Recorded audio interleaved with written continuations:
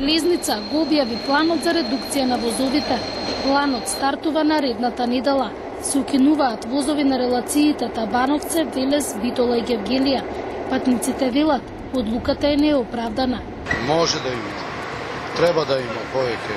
Зошто? Затоа е мало путуи луѓе си. Дојдовме тука из утрината во 7 часот. Мисла имаше таму во 7 часот воз, додека стигнавме 9:30 и сега треба да чекаме долго време.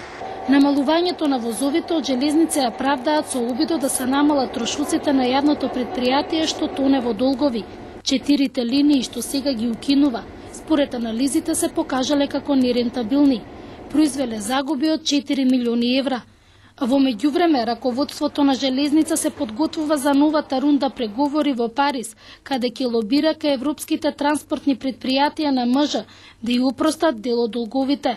Се работи за 22 милиони евра, обврски на железница од 1991 до 1996 година, кон железницата на Унгарија, Бугарија и Хрватска.